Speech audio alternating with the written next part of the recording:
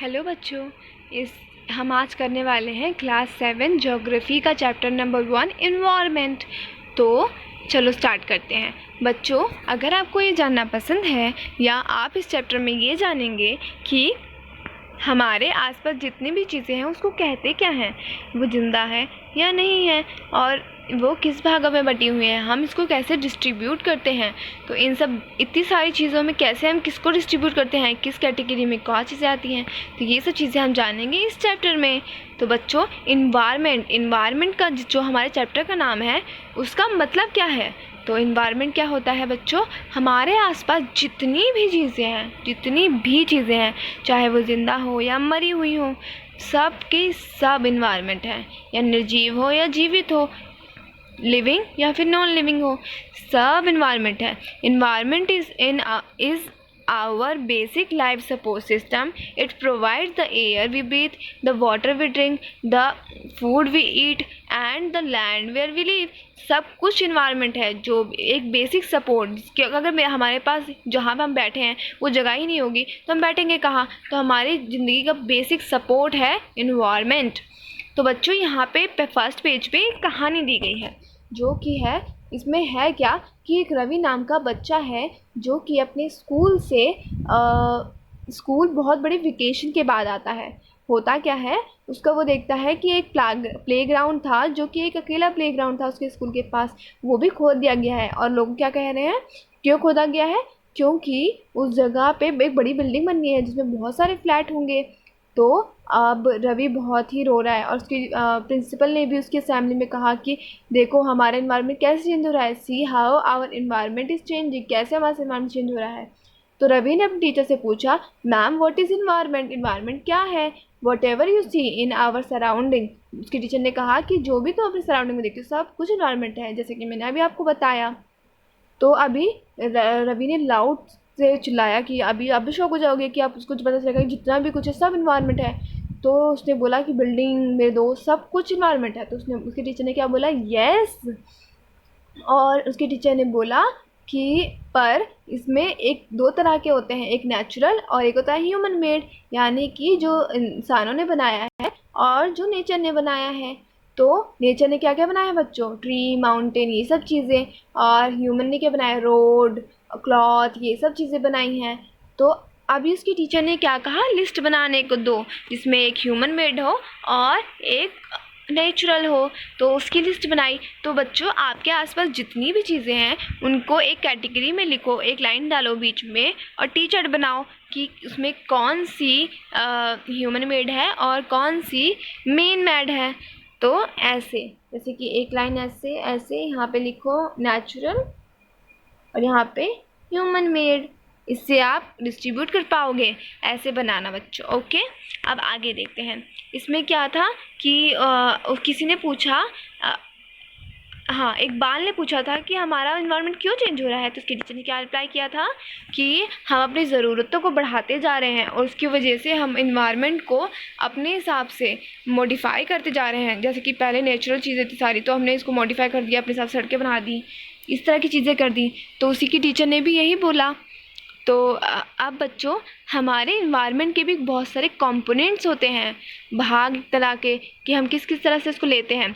तो कंपोनेंट्स क्या है इन्वायरमेंट के? एक नेचुरल होता है, ह्यूमन मेड, और एक खुद ह्यूमन, एक कंपोनेंट है, एक भाग है, एक अलग सा हिस्सा है। तो नेचुरल कौन कौन सा होता है? हाइड्रोस्फीयर, एटमॉस्फेयर, लिथोस्फीयर और बायोस्फीयर, जो कि हमने कब पढ़ा था? 6th क्लास में पढ़ा था। ये नेचुरल है सारी चीज़ें। ह्यूमन मेड क्या है बच्चों? पार्क, ब्रिज, ये सब चीज़ें जो बनाते हैं कंक्रीट वगैरह से, वो ह्यूमन मेड है। और ह्यूमन खुद एक रिसोर्स है, क्योंकि ह्यूमन कई चीज़ों का निर्माण करता है, एक कम्युनिटी का निर्माण करता है जिसमें हम रहते हैं, और एक रिलीजन, एजुकेशन, इकोनॉमी का, और एक पॉलिटिकल सिचुएशन को जन्म देता है, एक राज्य, एक देश बनाता है। तो ह्यूमन खुद एक कंपोनेंट है। बच्चों, अब हम देखते हैं हमारा जो इन्वायरमेंट है उसमें कुछ जिंदा चीज़ें होंगी और कुछ के अंदर जान नहीं होगी, यानी नॉन लिविंग और लिविंग। तो कुछ एक अलग, अगर हम इसको सोशल साइंस की भाषा में बोलें तो जो लिविंग चीज़ें हैं उनको क्या, लिविंग चीज़ों का जितनी भी दुनिया है, लिविंग चीज़ों की दुनिया एक तरह से, तो वो क्या है? बायोटिक। और अबायोटिक क्या होता है? जो नॉन लिविंग चीज़ों की दुनिया होती है। तो बच्चों इन्वायरमेंट क्या हुआ? The place people, thing and nature that surround and living organism is called environment। ये भी डेफिनेशन ले सकते हैं, या ऊपर जो सबसे फर्स्ट पेज पे मैंने ब्लू वाले बॉक्स के अंदर दिखाई थी वो वाली डेफिनेशन भी आप उसको कर भी सकते हैं, याद भी कर सकते हैं, समझ भी सकते हैं। समझ लोगे तो ज़्यादा अच्छा होगा। ये वाली इन्वायरमेंट इज ये वाला। तो कहाँ थे हम? यहाँ पे। हाँ, तो प्लेस ये वाली हो गई। It is combination of natural and human made phenomenons. जो नेचर द्वारा फिनोमिनस होते हैं, जो चीज़ें होती है, परिघटनाएँ होती हैं, और ह्यूमन द्वारा जो घटनाएँ होती हैं, जो भी काम ह्यूमन करता है, सबका कम्बिनेशन यानी कि जोड़ा सब कामों का, वो क्या है? इन्वायरमेंट है। और पर नेचुरल इन्वायरमेंट होता है और एक होता है ह्यूमन इन्वायरमेंट। तो इन दोनों इन्वायरमेंट क्या अंतर है बच्चों? नेचुरल इन्वायरमेंट बायोटिक और अबायोटिक दोनों कंडीशन एग्जिस्ट करती हैं इसके अंदर। While the natural environment refer to both biotic and abiotic condition exist on the earth. जितनी भी अबायोटिक और बायोटिक चीज़ें हैं उन सब का कम्बिनेशन है, जो कि नेचर द्वारा ही बनाया गया है। सिर्फ लैंड हो गया और क्या बोलते हैं, एनिमल, प्लांट, ये सब। तो ह्यूमन मेड क्या है? हम जो ह्यूमन ने बनाई है वो सारी। देखो, human environment repair the activities created and interactions among human things. तो जो भी ह्यूमन ने क्रिएशन की है, एक्टिविटीज़ की हैं, और उसका कम्बिनेशन सब क्या है? ह्यूमन इन्वायरमेंट का पार्ट है। अब हम एक एक करके दोनों इन्वायरमेंट को पढ़ेंगे। उससे पहले हम इन्वायरमेंट का एक ओरिजिन देखेंगे। ओरिजिन यानी कहाँ से जन्मा है। तो इन्वायरमेंट एक फ्रेंच वर्ड है, और इसका क्या फ्रेंच वर्ड है? इनवीरोनर। इनवीरोनर थोड़ा डिफ़िकल्ट हो गया। तो इनवीरोनर इसका फ्रेंच वर्ड है। तो इसका मतलब क्या होता है? इनवीरोनर मीनिंग होता है नेबरहुड। तो यही बताया गया है ना इन्वायरमेंट का मतलब, कि नेबरहुड में जितनी भी चीज़ें हैं, हमारे आसपास पड़ोस में जितनी भी चीज़ें हैं, हमारा पड़ोस इसमें क्या आ गया? सब कुछ जो भी हमारे आसपास है। तो इसीलिए इसका नाम इन्वायरमेंट है बच्चों, जो कि एक फ्रेंच वर्ड से निकला हुआ है।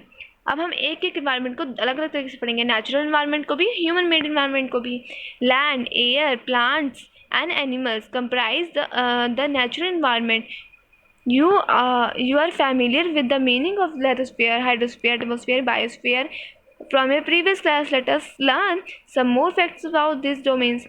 तो lithosphere, biosphere, hydrosphere और इन सब के बारे में, एटमोसफेयर, इन सब के बारे में हमने पिछली क्लास में यानी 6th क्लास में पढ़ा था। तो अभी इसके हम छोटा सा इंट्रोडक्शन ले रहे हैं और इसके बारे में और भी जानेंगे। तो ये सब मिल के ही हमारा नेचुरल इन्वायरमेंट बनाते हैं। लिथोस्फीयर क्या होता है? Lithosphere is the solid crust और the hard top layer of the earth. It is made up of rocks and minerals and covered by a thin layer of soil. बहुत ही thin layer soil के साथ होती है, और इसमें rocks, minerals, ये सब होते हैं, कठोर भाग, जो कि पानी के अंदर एज वेल एज कॉन्टिनेंट्स के नीचे होता है। It is an irregular surface with various landforms. मतलब कि बहुत तरह के ऊंचे नीचे से बना होता है। ऊंचा नीचे शेप होती है इसकी, कोई इरेगुलर शेप नहीं होती, इरेगुलर होता है। मतलब कि ऊंचा भी हो सकता है, नीचे भी हो सकता है, कहीं भी कुछ भी हो सकता है। तो plateau, mountains, plains, valley, etcetera, इन सब चीज़ें होती हैं इसके अंदर। Landforms are found over the continents and also on the ocean surface. Ocean के सरफेस में जो ज़मीन है और ऊपर जो ज़मीन है जिस पे हम खड़े हैं, वो सब क्या है? लिथोस्फीयर का पार्ट है।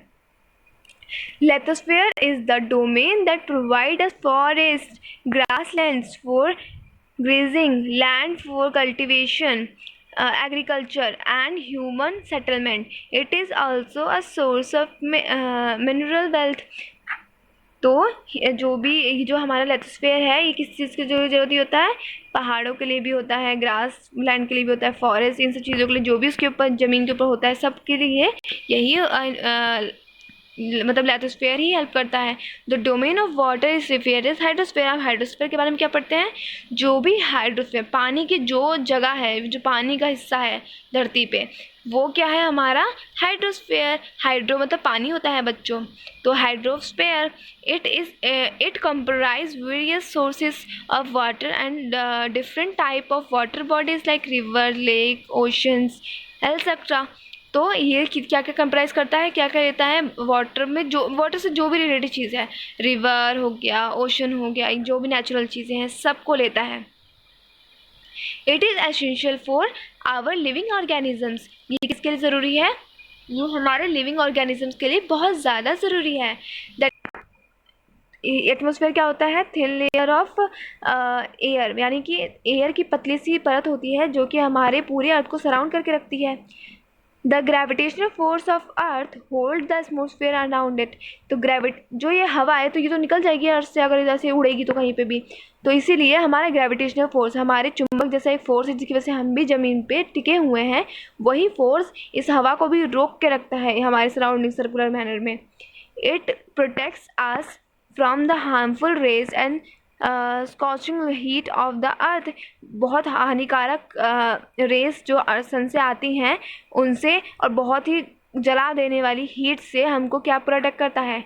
यही एटमॉस्फेयर प्रोटेक्ट करता है, क्योंकि ये क्या करता है? उस हीट को रोक लेता है, कम हीट जाने देता है और हार्मफुल रेस को वहीं रोक लेता है। It consist of a number of gases, dust, air vapours, water vapours. The changes in the atmosphere produce change in the weather and climate. तो हमारा क्या होता है बच्चों?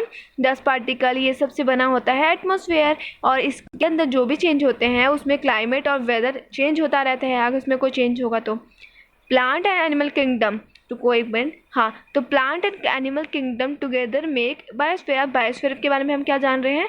जो भी हमारा एनिमल प्लांट किंगडम है, पूरा एनिमल और प्लांट का जो भी दुनिया है, और द लिविंग वर्ल्ड, जो भी जिंदा चीज़ें हैं और सबका एक जो कॉम्बिनेशन है, मतलब प्लांट, एनिमल और जो भी जिंदा चीज़ें हैं, उन सबको क्या कहते हैं? बायोस्फीयर, जीवन। It is a narrow zone of earth land. तो हमारी कहाँ पे है ये जोन? कहाँ पे एग्जिस्ट करता है? जैसे लैंड ज़मीन पे है, और आसमान क्या है? एटमॉस्फेयर आसमान में है, हाइड्रोस्फेयर भी ज़मीन पे है, पानी है। तो बायोस्फीयर कहाँ पे एग्जिस्ट करता है बच्चों? तो बायोस्फीयर एग्जिस्ट करता है हमारी अर्थ का सरफेस पे, छोटा सा भाग जहाँ पे हम सब रहते हैं, तो वो क्या है? बायोस्फीयर, क्योंकि वहाँ जीवन की संभावना है। It is a narrow zone of earth there where land, water, air interact with each other। क्योंकि जीवन कहाँ संभव होगा? जहाँ पे सारे की सारी चीज़ें यहाँ पे होंगी, एयर भी होगा, वाटर भी होगा और लैंड भी होगा। ये तीनों चीज़ें जहाँ पे एग्जिस्ट करती हैं वहीं पे जीवन होता है, और उसी को हम कहते हैं बायोस्फीयर। What is ecosystem? अब हम इकोसिस्टम के बारे में पढ़ने जा रहे हैं बच्चों।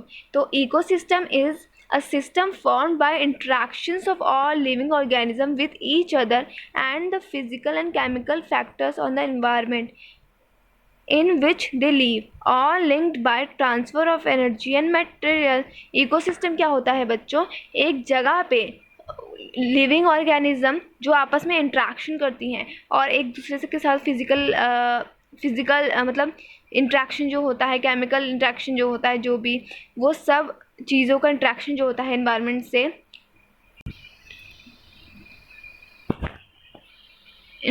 से, जो भी इसका इंट्रैक्शंस होते हैं, link by transfer of energy. कैसे होता है? एक दूसरे से जुड़े हुए होते हैं, एनर्जी का ट्रांसफ़र होता है, मटेरियल का ट्रांसफ़र होता है एक जगह से दूसरी जगह। तो इन सबको क्या कहते हैं हम? इकोसिस्टम। जैसे कि हमारे एक इकोसिस्टम हो सकता है, अगर लेक के पास हम देखें तो उसमें क्या होगा? लेक होगा, वहाँ पे आसपास जानवर उसी तरह के, जो मतलब उसकी जो जी सकते हैं उस तरह के जानवर होंगे, वो एक दूसरे की मदद करेंगे। जैसे कि सांप खाता है किसको खाता है, उसके बाद को किसको खाता है। तो ऐसे ऐसे पूरा एक इकोसिस्टम बना होगा, वहाँ पे घास खाने का सिस्टम होगा, पानी का सिस्टम होगा, वो एक दूसरे पे डिपेंडेंट होंगे। तो एक हो गया ये हो गया लेक का इकोसिस्टम। ऐसे ही हमारी दुनिया में क्या इकोसिस्टम, ऐसी हर जगह का अपना इकोसिस्टम होता है जहाँ पे वो एक दूसरे से कोऑर्डिनेशन करके काम करते हैं। At an NSS camp that Ravi's class was attending. तो अब रवीज की क्लास NCC का कैंपस ज्वाइन कर रही है। तो ये क्या होता है? ये NSS क्या होता है जिसमें NCC क्या होता है जिसमें अभी हम आगे देखते हैं। जैसी exclaimed, what a heavy downpour, it remains me at me of my home in Kerala. You should come and see how it is pours over the lush green field and coconut plantation. वो अपनी coconut plantation वगैरह के बारे में बता रही है। ये देखो एक इकोसिस्टम दिया हुआ है। हीरा फ्रॉम, इकोसिस्टम बड़ा भी हो सकता है बच्चों, छोटा भी हो सकता है। एक पूरा जंगल भी एक इकोसिस्टम बना सकता है। हीरा फ्रॉम जैसलमेर एक्सक्लेम्ड, उसने क्या किया, हीरा ने चिल्ला के बोला, बताया, मतलब थोड़ा जोश में आके क्या बताया, we got no rains we see only kikar and sand. तो जैसलमेर में रहती है तो वहाँ पे इतना रेन वगैरह नहीं होता है, तो वो क्या देख सकती है, वो अपना इकोसिस्टम बता रही है कि वहाँ पे कैमल्स होते हैं, क्या होता है, रेत होती है, तो उसके बारे में बता रही है, वो एक इकोसिस्टम है। ऐसी हर जगह का अपना इकोसिस्टम होता है बच्चों। Heera says no just camels, if you visit our desert you will see snake lizard. तो उसने बताया कि नॉट सिर्फ कैमल्स नहीं होते उसके अंदर, ये सब भी होता है, स्नेक होती है, लिजार्ड होती है, इंसेक्ट्स होते हैं। Ravi wondered, why do these animals, the vegetation and their people live every from the place to place? Are they all related to each other? क्या ये सब आपस में रिलेटेड हैं? तो ये सब आपस में कैसे रिलेटेड हैं, लोग रहते हैं और वहाँ पे एक दूसरे से कोऑर्डिनेशन करते हैं, तो ये एक इकोसिस्टम है, तो ये सब आपस में करते हैं।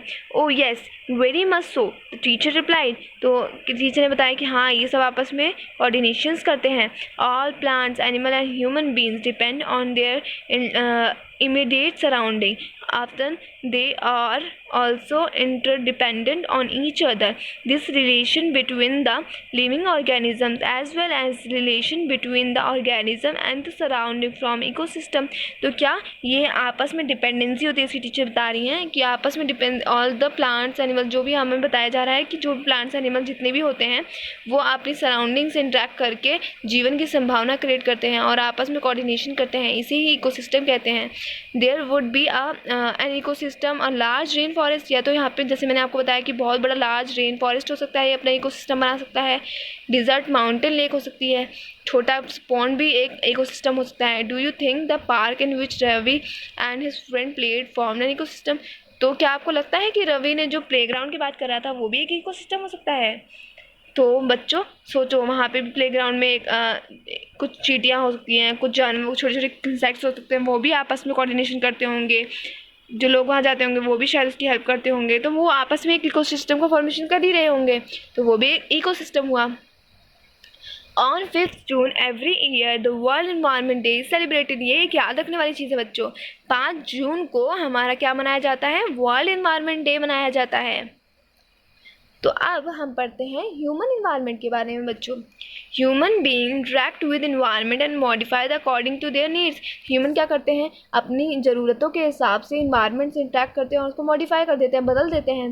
Early human adopted themselves in the natural surrounding, जो शुरुआत के लोग थे उन्होंने अपनी नेचुरल सराउंडिंग के हिसाब से अपने आप को ढाल लिया था, from the natural nature around them, जो भी उनके अराउंड नेचर था। With time needs can become very more variety, human learn new ways to use and change environment, they learn how to grow crops। तो जैसे जैसे time बीता वैसे वैसे क्या होता गया बच्चों, लोगों के पास नई टेक्नोलॉजी आती गई, नई चीज़ें आती दी गई और भी उनकी नीड बढ़ती गई, उन्हें पता लग गया कि क्रॉप कैसे उगाई जाती हैं, डोमेस्टिकेशन एनिमल्स कैसे, मतलब जानवरों को कैसे पाला जाता है, और सेटलमेंट लाइफ सेटलमेंट कैसे की जाती है, घर पर बना के रहा जाता है, तो ये सब उन्हें आ गया धीरे धीरे। तो उन्होंने क्या किया, और भी चेंजेस करते गए, पेड़ काटे, फिर उसमें घर बनाया, सब किया। दे लर्न ग्रो क्रॉप्स, ये हो गया। द व्हील वॉज इन्वेंटेड, तो व्हील बनाए गए। सरप्लस फूड वॉज प्रोडक्टेड, तो क्या फूड बनाए गए। Barter system emerge, barter system आया। Trade system and commerce developed, तो ऐसे ऐसे करके बार्टर सिस्टम आया, फिर और भी डेवलप होते गए। अभी बार्टर सिस्टम के बारे में बच्चों में बताऊंगी कि बार्टर सिस्टम क्या होता है। तो इंडस्ट्री डेवलप हुई, अब देखो ऐसे इंडस्ट्री बन गई है। ट्रांसपोर्टेशन बिकम फास्टर, ट्रांसपोर्टेशन धीरे धीरे फास्ट होता गया, कम्युनिकेशन भी फास्ट होता गया, ऐसी वर्ल्ड तेज़ी में आ गया जो कि अभी आपके सामने है, कितना तेज़ी से भाग रहा है world. Have you ever thought why you love eating a juicy watermelon in summer and hot roasted peanut in winter, आपको क्या लगता है, आपने कभी सोचा है इस बारे में कि हमें जूसी जो वाटरमेलन होता है वो समर में और रोस्टेड जो पीनट होता है वो विंटर में खाना क्यों पसंद है? A perfect balance is necessary between the nature and human being, तो एक अच्छा सा इंट्रैक्शन और अच्छा सा बैलेंस जो है वो ज़रूरी होता है ह्यूमन और इन्वायरमेंट के बीच में। Human must learn to live and use their environment in the harmonious way, तो ह्यूमन को सीखना चाहिए कि इन्वायरमेंट को एक अच्छी तरह से यूज़ करें और उसको अच्छे से यूज़ करें और फालतू की उस पर छिड़कानी ना करें ज़्यादा। देखो अब जूसी फ्रूट तुमने देखा होगा, वाटरमेलन वगैरह सिर्फ सर्दी में ठंड में आते थे, अब धीरे धीरे वो वैसे इन्वायरमेंट में भी आने लगे हैं। तो उसका मतलब मॉडिफिकेशन हम करते जा रहे हैं, इन्वायरमेंट को चेंज करते जा रहे हैं। Neuri a girl from Mizoram from Ravi's class often talk about the lush green surrounding of her place. तो वो मिज़ोरम से है, तो उसने बताया, रवि क्लास में ही है, उसने क्या बताया कि उसकी सराउंडिंग ग्रीन है। Seeing Ravi upset at hearing lost of playground, तो रवि को ऐसा उदास देखकर क्या कहा उसने कि उसने अपने मिज़ोरम के बारे में बताया कि कितना हरीला है वो। तो उसने न्यूरस invited him to visit her home town during the coming vacation. तो उसने क्या कहा रवि को कि वो इनवाइट किया ताकि उसको खुश करने के लिए, ताकि वो खुश हो जाए कि तुम आना मेरे होम टाउन में कब, अगले वेकेशन पे। रवि's teacher asked that student to draw the landscape, house and activities of people and place they visit during the holiday. Teacher ने क्या कहा, चित्र बनाओ जो भी आपने हॉलीडेज में देखा है उस लैंडस्केप का, उस जगह का। तो अब बार्टर सिस्टम क्या होता है बच्चों? It is a trade in which goods are exchange without the use of money. तो मनी के यूज़ के बिना जो एक्सचेंज होता है खाने पीने का चीज़ों का, जैसे कि अभी तो हम पैसे दे देते हैं तो और चीज़ें ख़रीद लेते हैं। पहले क्या होता था, एक मटके के बदले कुछ और दे दिया, जैसे एक मटका है, आपको मटका लेना है तो उसकी जगह इतना चावल देना होगा, ऐसे ऐसे करके एक दूसरे से डिस्ट्रीब्यूशन करते रहते थे, मतलब एक दिया दूसरी चीज़ दी, इसको कहते थे बार्टर सिस्टम। अब बच्चों इन क्वेश्चन के थ्रू जाइएगा आप, और फिर हम क्या करेंगे, इस क्वेश्चंस को भी अगर आप कहेंगे कमेंट बॉक्स में तो हम इस क्वेश्चंस को भी डिस्कस करेंगे। तो बच्चों अभी इस क्वेश्चन की तरफ जाएंगे तो आपको क्वेश्चन सॉल्व हो जाएंगे, वैसे खुद से करने का ट्राई करिएगा, और मिलते हैं अगले चैप्टर में। बाय बाय बच्चों।